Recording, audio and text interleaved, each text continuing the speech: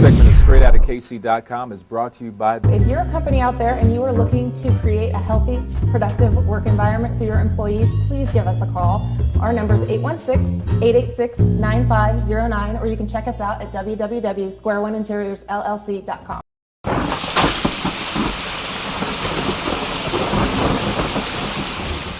A lot of times you don't realize what kind of impact you have. A real quick story, I was at John Knott's Village, and the folks told me that there's going to be, I'll just make up a last name, Mrs. Johnson just loves you, and she's going to be sitting over there in a wheelchair, and she sheepishly waved at me. I'm talking to the other folks, and I go through the presentation. I look over every once in a while. She's laughing, which is cool.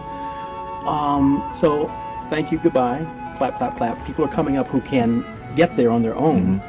And I'm trying to keep working my way closer to her so I can meet her, but people are still coming up, signing autographs, taking pictures, and that's fine.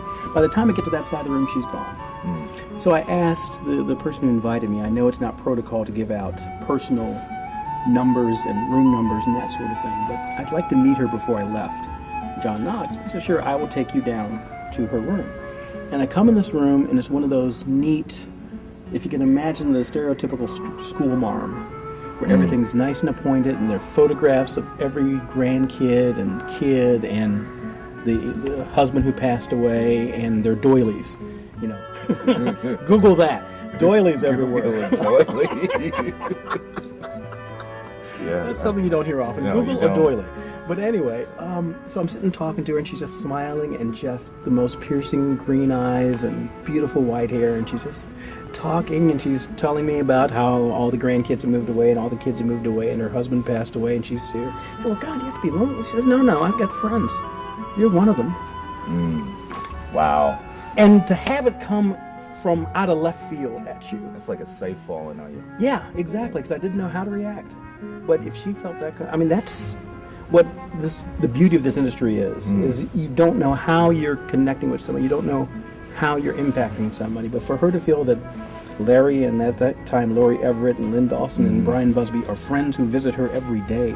Wow. And that's enough to keep her going. It's like, wow, that was heavy. That was heavy. I've had people, I hate Bryan Busby. You ever meet him? No, I just hate him. But people say that.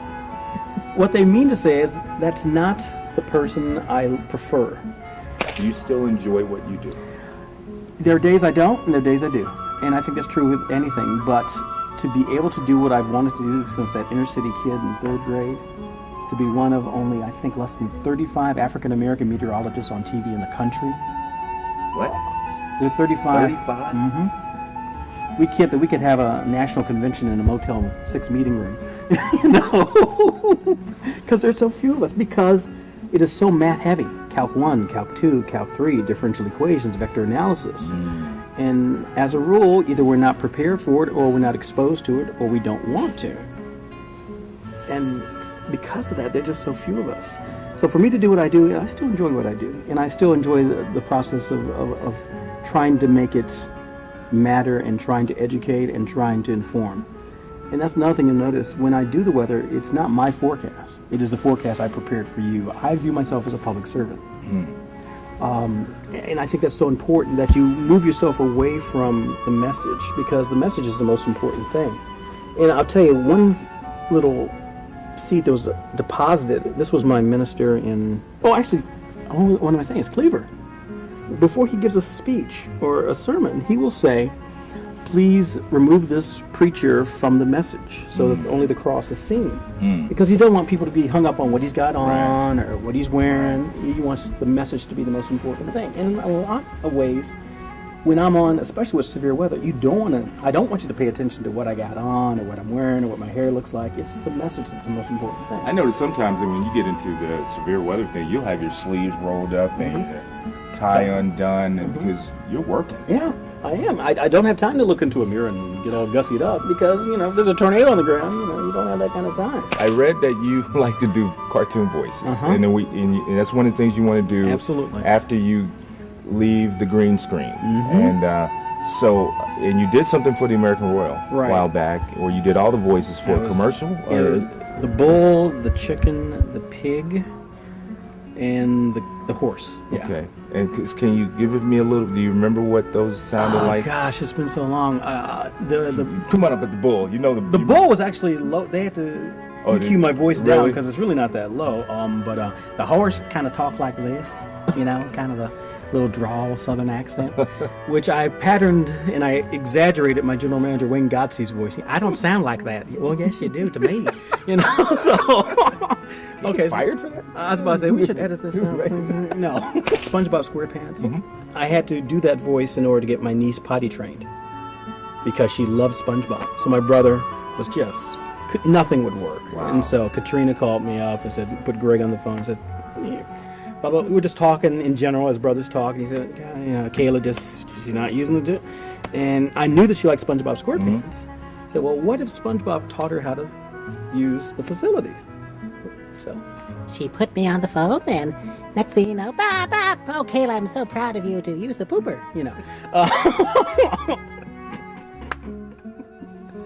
And it worked. Yeah, it worked. Oh, love cartoons. I am a. Tell me who are your favorites. Warner Brothers, all the Looney Tunes. Bugs Bunny's. I can dig me some Bugs Bunny.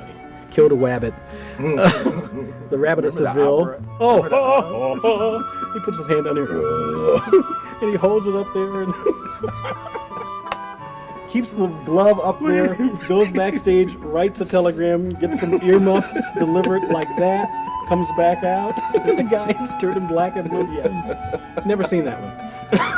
No. Man. So yeah, they don't do them like that anymore, man. They I can appreciate SpongeBob. I know what he is, and I appreciate Patrick. But the character development of Daffy and Tweety and Sylvester and the Roadrunner. You knew them. Yeah. You knew them. You knew who they were on the inside. Yes. He said, "I don't want you because you come across as arrogant." And I said, "Well, you don't want your weather guy to go. It may rain, it may not, it may snow. I don't know. I have to have some bit of confidence to do this." Next time you play somewhere, let us know. Okay. We should. Do you ever Facebook that kind of stuff? Like when you're playing with this? I do.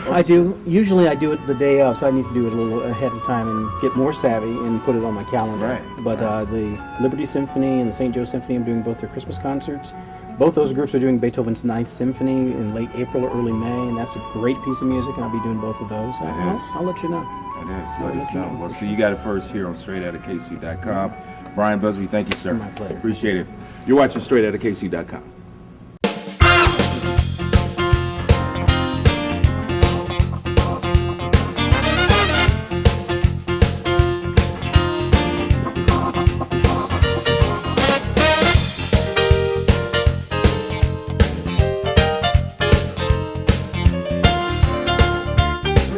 Check us out and stay tuned with what's going on in Kansas City.